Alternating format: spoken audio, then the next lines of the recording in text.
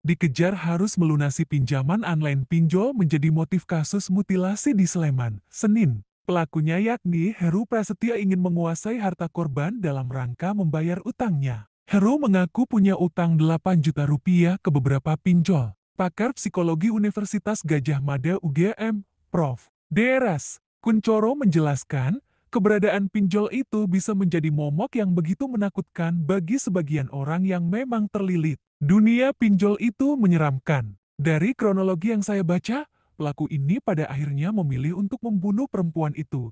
Tiada iba, karena merasa ada ancaman yang lebih besar, ujar Kuncoro kepada Tribun Jogja, Rabu malam. Dia menekankan, ada perasaan ketakutan dari pelaku yang menyebabkan pikirannya kalut dan memutuskan untuk mengakhiri hidup korban yang ia temui di sebuah wisma di Kaliurang, Sleman. Bagi dia, nilai 8 juta rupiah itu susah untuk dicari dan lebih besar risiko diancam oleh debt collector daripada risiko membunuh. Maka, dia merancang untuk membunuh dan menguasai hartanya, tutur dia. Meski terdengar sepele, tetapi Kuncoro tak bisa menafikan ada saja orang yang menempuh segala cara untuk mendapatkan sejumlah harta agar tidak ditekan oleh penagih utang. Terbukti, pelaku sudah merancang untuk membunuh korban dengan membawa sejumlah barang-barang yang tidak dibawa orang biasa ketika sedang bertemu orang lain, seperti pisau komando, kata dan gorok. Pinjol itu harus ditertibkan betul, karena dunia pinjol itu hubungannya bukan si peminjam dengan perusahaan,